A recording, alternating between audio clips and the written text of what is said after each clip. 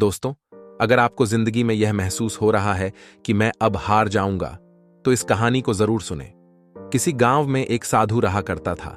वह जब भी नाचता था तभी बारिश होती थी। इसलिए गांव के लोगों को जब यह बारिश की जरूरत होती, तब ये लोग उस साधु के पास जाते और उनसे अनुरोध करते। और जब बाबा नाचने, तब तो बारिश जरूर होती थी। कुछ दिनों बाद 4 लड़के शहर से गांव में घूमने आए। जब उन्हें यह बात पता चली कि किसी साधु के नाचने से बारिश होती है, तो उन्हें यकीन नहीं हुआ। शहरी पढ़ाई लिखाई के घमंड में उन्होंने गांव वालों को चुनौती दे दी कि अगर हम भी नाचेंगे तो बारिश होगी, और अगर हमारे नाचने से बारिश नहीं हुई तो साधु के नाचने से भी बारिश नहीं होगी। अगले दिन सुबह सुबह गांव वाले उन 4 लड़कों को लेकर साधु के कुटिया के पास पहुंचे। गांव वालों ने साधु को सारी बात बताई। फिर लड़कों ने नाचना शुरू किया। पहले लड़के ने नाचना शुरू किया। आधा घंटा बीत गया। फिर पहला लड़का थक कर बैठ गया, पर बादल नहीं दिखा। कुछ देर बाद दूसरे लड़के ने नाचना शुरू किया और 1 घंटा बीत गया।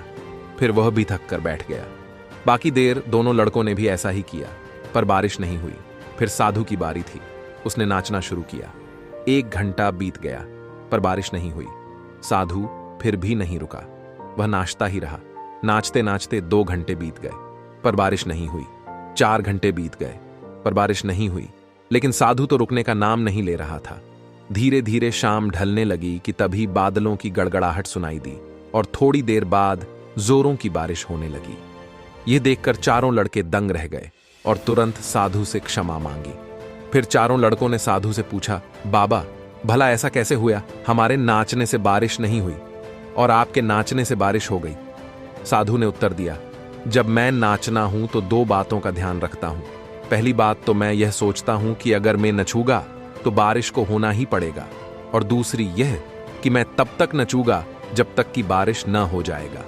सफलता पाने वाले में भी यही गुण विद्यमान होता है। जिस काम को करते हैं उसमें उन्हें सफल होने का पूरा भरोसा होता है, और तब तक उस काम को करते हैं जब तक उसमें सफल न हो जाएंगे। दोस्तों, ये कहानी कैसी लगी? अच्छी लगी है? लाइक, शेयर, कमेंट करें और ऐसी कहानियां देखने के लिए हमारे चैनल को भी सब्सक्राइब करें।